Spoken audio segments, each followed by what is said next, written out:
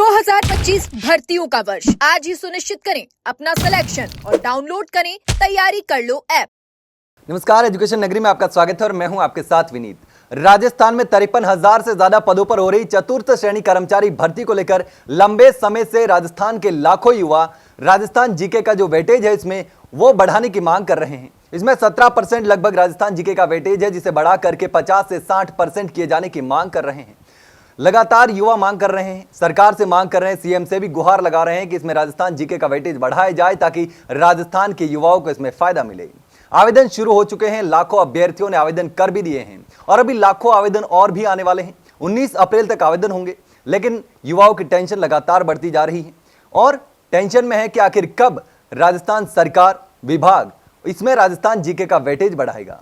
तो इस पर बात करने के लिए हमारे साथ मौजूद है हनुमान किसान, जो लगातार इस मुद्दे को उठा रहे हैं और सरकार से मांग कर रहे हैं। तो हनुमान जी, आप लगातार सरकार से मांग कर रहे हैं और आपने सरकारी स्तर पर वार्ता भी की थी और आश्वासन भी मिला था, तो इस पर अभी क्या अपडेट है?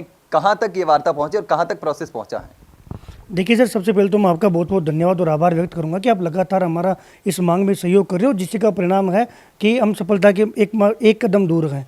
देखिए, चतुर्थ श्रेणी कर्मचारी भर्ती में हम सबसे पहले तो ये है कि हम सिलेबस चेंज करवाने की मांग नहीं कर रहे कि जिससे युवाओं को कहीं युवा अपने आप को सरकार के समक्ष कहीं हीन भावना की तरह प्रदर्शित कर रहे हो कि साहब हम इस सिलेबस को नहीं पढ़ पा रहे। नहीं, हमारी मांग ये है कि ये जो सिलेबस है ये स्थानीय युवाओं को 100% रोजगार का अवसर देने की जो सरकार दावा करती है उस हिसाब से नहीं बनाया गया। हमारी मांग ये है कि इसी सिलेबस में राजस्थान जीके का वेटेज बढ़ाया जाए। सर, जब कार्मिक विभाग के द्वारा 17/10/2024 को नियम संशोधन किया गया था, तब उसमें साफ साफ ये मेंशन था कि कार्मिक विभाग ने परीक्षा स्कीम जारी की थी।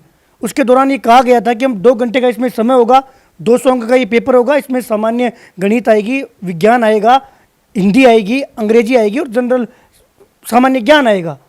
इसमें कार्मिक विभाग ने बिल्कुल भी ये नहीं कहा कि राजस्थान जीके इसमें कितना % होगा, गणित के कितने सवाल होंगे। इसके बाद में उन्होंने स्पष्टीकरण में ये साफ साफ मेंशन किया था कि इसकी जो तमाम जो पावर है कि इस सिलेबस का विस्तार कौन करेगा, यानी कि ये कौन बताएगा कि गणित कितने नंबर की होगी और राजस्थान जीके का वेटेज कितना होगा। ये शक्ति कर्मचारी चयन बोर्ड को उस नियम संशोधन में दे रखा है।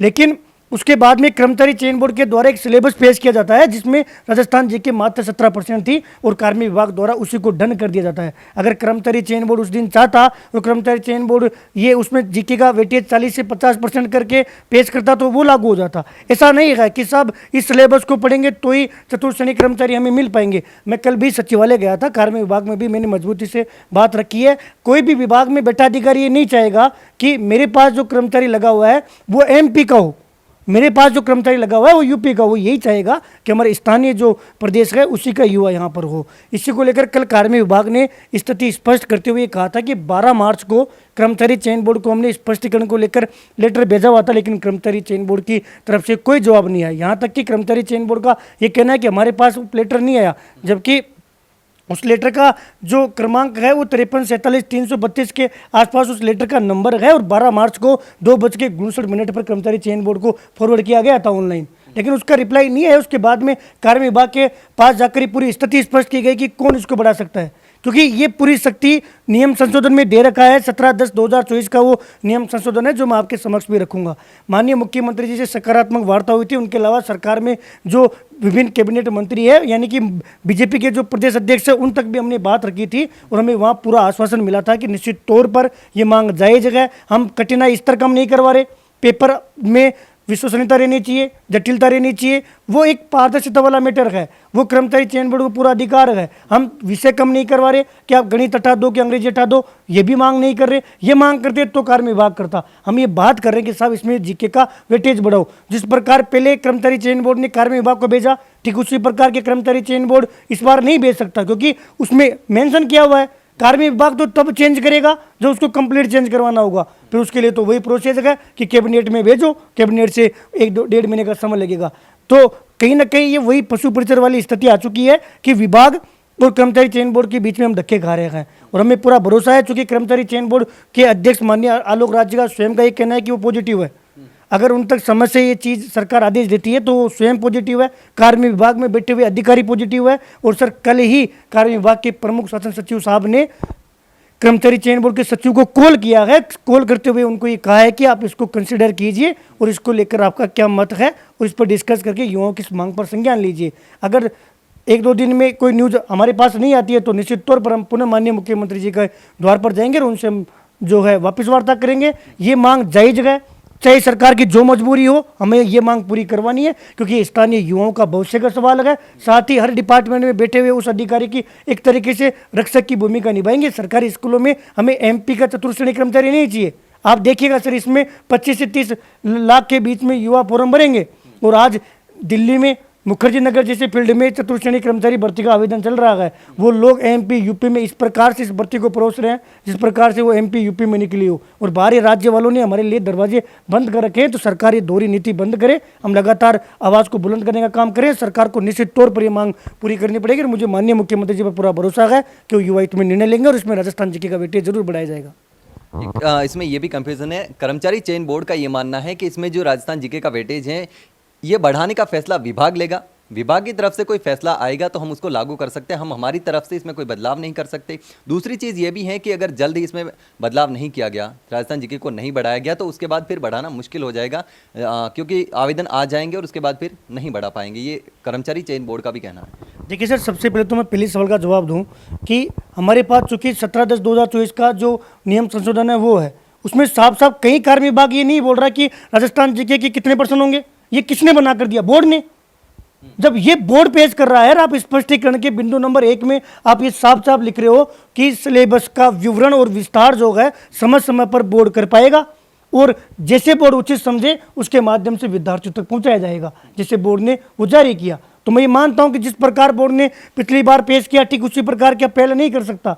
युवा हित में कर्मचारी चयन बोर्ड के हाथ में नहीं था तो कार्य विभाग कर्मचारी चयन बोर्ड से टिप्पणी क्यों मांग रहा है, सुझाव क्यों मांग रहा है? भाई हमें सर इस लड़ाई में नहीं फंसना।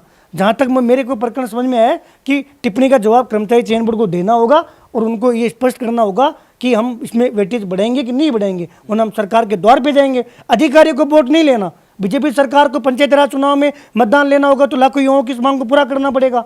आपने वादा किया है, तब जाके हमने राजस्थान जी के वेटेज को लेकर हमने सरकार का धन्यवाद दिया है। सरकार धोखा करेगी तो हम आगामी चुनाव में सरकार से वोट की चोट करेंगे। एक एक लाइब्रेरी, एक एक कोचिंग में जाकर जन जन तक प्रचार करेंगे और बीजेपी सरकार को आगामी चुनाव में वोट नहीं देने की मैं व्यक्तिगत अपील करूंगा, मेरा पूरा संगठन अपील करेगा और हम हर युवा के पास जाके उनको ये बताएंगे कि बीजेपी सरकार की कथनी और करने में क्या अंतर है। सर मुझे याद है नवंबर 2022 की बात है, वासुदेव देवनानी जो वर्तमान में विधानसभा अध्यक्ष से पहले पूर्व शिक्षा मंत्री हुआ करते थे, उनका ये स्टेटमेंट था कि बाहरी राज्य वाले जब यहाँ के लोगों को रोक सकते हैं तो सरकार की मंशा, यानी कि कांग्रेस सरकार पर वो कटाक्ष मार रहे थे कि सरकार की मंशा सही नहीं है, सरकार चाहे तो उनको भी रोक सकती है। हम उनके द्वार पर भी गए हैं, उन्होंने भी हमें पूर्णतः आश्वस्त किया है। आज उनकी सरकार है, वो पावरफुल है, हम वापस जाएंगे, नहीं सुनेंगे अजमेर जाएंगे साहब, अजमेर उनके जाके सवाल करेंगे, वहाँ भी हमारे युवा हैं, उनसे जाकर हम अपील करेंगे, वोट की चोट करेंगे। लेकिन मुझे नहीं लग रहा कि इसकी नौबत आएगी, चूंकि कई अधिकारी नहीं चाह रहे कि काम हो।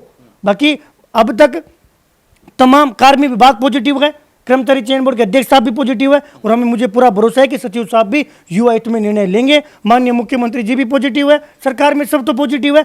समय लग रहा है ये मैं मान सकता हूँ, इसलिए सर कि इसमें अलग अलग डिपार्टमेंट की भर्ती है, अलग अलग डिपार्टमेंट की भर्ती है, तो पर्टिकुलर कोई ये नहीं है कि किसी मंत्री के हाथ में हो कि उन्होंने आदेश दे दिया। कार्मिक विभाग फुल पॉजिटिव है, इसलिए मैं कार्मिक विभाग का भी धन्यवाद ज्ञापित करूंगा। और अभी तक सर अप्रैल में शायद 18-19 अप्रैल तक इसके आवेदन चल रहे हैं और निश्चित तौर पर जब तक आवेदन पूरे नहीं होंगे उससे पहले खुशखबरी मिल जाएगी। समय लग रहा है, हम वापस अप्रैल के फर्स्ट वीक में माननीय मुख्यमंत्री जी से मुलाकात करेंगे और निश्चित तौर पर राजस्थान जीके का वेटेज बढ़ाने में हम सफल होंगे। बिल्कुल।